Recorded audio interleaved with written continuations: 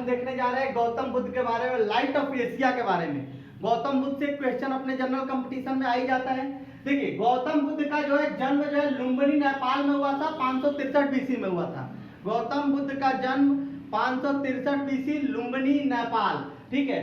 इक्ष्वा वंश के थे, शाक्य कुल था। उनके पिता का नाम शुद्धोधन था, माता का नाम जो है महामाया था। पिता का नाम शुद्धोधन, माता का नाम महामाया। उनके जन्म के एक सप्ताह बाद उनकी माता जी की मृत्यु हो गई थी, जिस वजह से उनका पालन पोषण उनकी जो है मौसी प्रजापति गौतमी ने किया था, जो कि बाद में उनकी जो है सौतेली माँ भी थी। बाद में उनके जो है शादी हो गए थे, किससे? शुद्धोधन के साथ दोस्तों, ठीक है। गौतम बुद्ध का बचपन का नाम सिद्धार्थ था। गौतम बुद्ध के जो है जन्म का प्रतीक जो है कमल का फूल है, जन्म का प्रतीक कमल का फूल है। और युवावस्था का जो है उनका जो है सांड है, ठीक है, बैल, ठीक। इसके बाद जो है उनकी पत्नी का नाम यशोधरा था। जब उनका जन्म हुआ था तो उनके पिताजी जो है शुद्धोधन ने जो है संत को बुलाए थे, पंडित को बुलाए थे। जनरली अपने यहाँ बुलाए जाते हैं। पंडित ने उनकी जो भविष्यवाणी की थी कि ये बच्चा या तो जो है बहुत बड़ा विद्वान बनेगा या सत्य की खोज में साधु बन जाएगा। तो उनके पिताजी चाह रहे थे कि वो बेचारे जो है साम्राज्य संभाले, जो है तो साम्राज्य संभालने के लिए उनको जो है क्या कि चार दीवारी के अंदर उनकी पूरी शिक्षा दीक्षा देना शुरू कर दिए, ठीक है। और 16 वर्ष की उम्र में ही उनकी शादी कर दिए थे। इसके बाद जो है उनके बेटे का नाम राहुल। इसके बाद जो है वो राज्य भ्रमण के लिए निकले, जब थोड़े बड़े हो गए थे तो अप्रॉक्स 28-29 साल की उम्र में। इसके बाद उन्होंने 4 दृश्य देखा। पहले जो है देखे वृद्ध व्यक्ति जो है परेशान दिखा। इसके बाद एक बीमार व्यक्ति देखा जो तड़प रहा था। इसके बाद एक 100 को देखे, 100 देखे जो है उनके परिजन ले जा रहे थे, तो वो जो है रो रहे थे, बिलख रहे थे। इसके बाद वो जो है एक संत को देखे, मस्त जो है वो तपस्या में लीन थे। उनको बड़ा अच्छा लगा कि संत ही बेहतर है, इसीलिए जो है सोचे कि जीवन में कुछ नहीं रखा, वृद्ध होंगे परेशान होंगे, बीमार रहेंगे तो भी परेशान होंगे, मरेंगे तो हमारे परिजन जो है परेशान होंगे। इससे अच्छा है कि हम जो है क्या करें, संत बन जाते हैं, सबसे बेहतर संत है। तो उन्होंने सत्य की खोज में इसके लिए निकल गए। शुरुआती दौर में सारनाथ में जो है तपस्या किए, सारनाथ के जंगलों में। फिर आगे चल के जो है वो बोध गया चले गए। तो बिहार में जो है उनको जो है बोध गया में जो ज्ञान प्राप्ति हुआ। ज्ञान प्राप्ति उनका जो है फाल्गु या निरंजना नदी के किनारे जो है पीपल वृक्ष के नीचे ज्ञान प्राप्त हुआ था। तो पीपल वृक्ष को जो इसीलिए जो है बोधि वृक्ष बोलते हैं। ज्ञान प्राप्ति को मोक्ष बोलते हैं, बोधि वृक्ष बोलते हैं इसको। स्थान बोध गया था, वृक्ष का नाम पीपल, नदी का नाम फाल्गु या निरंजना। दोस्तों एकदम याद रखिए। देखिए गौतम बुद्ध को ज्ञान जो है फाल्गु या निरंजना नदी के किनारे पीपल वृक्ष के नीचे जो है बोध गया में प्राप्त हुआ था दोस्तों, ठीक है। इसके बाद जब ज्ञान प्राप्त हो गया तो प्रथम उपदेश देने वो सारनाथ में आ गए।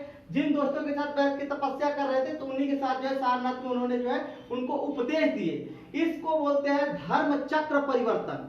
गौतम बुद्ध ने जो है अपने ही मित्र को ज्ञान प्राप्ति के बाद जो है उपदेश दिए, इसे क्या बोलते हैं? धर्म चक्र परिवर्तन। और प्रथम उपदेश का जो है प्रतीक चिन्ह जो है चक्र है। प्रथम उपदेश का प्रतीक चिन्ह चक्र है दोस्तों, ठीक है। ज्ञान प्राप्ति का जो है बोधि वृक्ष है प्रतीक चिन्ह। इसके बाद जब घर त्यागे थे तो घोड़ा था प्रतीक चिन्ह। इसके बाद प्रथम उपदेश के बाद अंतिम उपदेश जो है कुशीनगर में दिए थे। अंतिम उपदेश कुशीनगर में, और सर्वाधिक उपदेश श्रावस्ती में दिए थे, ठीक है। बारिश के दौरान जो है वो श्रावस्ती में रुकते थे, इसीलिए बारिश के 3-4 महीने वहीं पे बैठ के जो है उपदेश देते थे। तो सर्वाधिक उपदेश जो है श्रावस्ती में हुआ, ठीक। इन्होंने बताया कि जो है ज्यादातर इन्होंने उपदेश अपने जो है पाली भाषा में दिए। सर्वाधिक उपदेश मतलब पूरा इनका जो है बौद्ध धर्म का भाषा क्या था? पाली भाषा। और ये सरल भाषा था, उस समय प्रचलित भाषा था, ठीक। मोक्ष में सबसे बड़े बाधा इन्होंने बताया कि इच्छा है। अगर हम इच्छा को त्याग देंगे तो क्या हो जाएगा? मोक्ष की प्राप्ति हो जाएगी। और इसके लिए अष्टांगिक मार्ग बताए थे, ठीक। इसके बाद जो है इन्होंने अलार कलाम से जो है सांख्य दर्शन की शिक्षा लिए थे। इनके शिष्य थे आनंद, और आनंद के जो है साथ में रहते थे आम्रपाली। तो आनंद और आम्रपाली जो है, आनंद के कहने पे आम्रपाली को बौद्ध धर्म में जो है शामिल किए थे। बौद्ध धर्म में शामिल होने वाली पहली महिला आम्रपाली। बौद्ध धर्म अपनाने वाली पहली महिला जो है इनकी प्रजापति मौसमी, इनकी मौसी जो है प्रजापति गौतमी। बौद्ध धर्म के मरने के बाद जो है महापरिनिर्वाण बोलते हैं। गौतम बुद्ध जब मरे तो इनको जो है बाद में बोला गया महापरिनिर्वाण। सामान्य साधु संतों के मरने को जो है परिनिर्वाण। दाह संस्कार के लिए जो है स्तूप का निर्माण किया गया। ठीक है। दाह संस्कार के लिए जो है दाह संस्कार हुआ, इसके बाद जो है जगह जगह पिंड की जो है अस्थियां ले जाके स्तूप के निर्माण किए गए। गौतम बुद्ध जो है 4 संगीति हुई उनके मरने के बाद, गौतम बुद्ध के मरने के बाद 4 संगीति हुई। अगर हम पटना को देखते हैं, अगर रफली पटना को, तो पटना में ही जो है अपना, देखिए बीच में अपना पटना पड़ता है, इधर पड़ेगा राजगीर, ऊपर वैशाली। तो राजगीर, वैशाली, पाटलिपुत्रा, राजगीर, वैशाली, पाटलिपुत्रा, और इसके बाद कुंडलग्राम, कश्मीर। राजगीर, वैशाली, पाटलिपुत्रा, कुंडलग्राम, बस्ती, ये 483 बीसी, ठीक है। 483 बीसी, 383 बीसी और 255 बीसी, 255 बीसी, 483 बीसी, 383, 255, ठीक है। पहले में जो है राजगीर में अजातशत्रु, दूसरे में काला अशोक, तीसरे में अशोक और चौथे में अशोक द्वितीय। अशोक द्वितीय कनिष्क को बोलते हैं।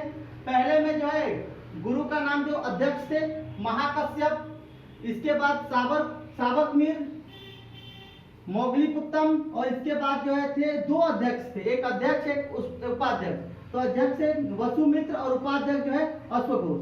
आगे चल के बौद्ध धर्म जो है 2 भागों में बट गया, हीनयान और महायान। हीनयान महायान भी आगे चल के जो है बढ़ते गए। धन्यवाद दोस्तों।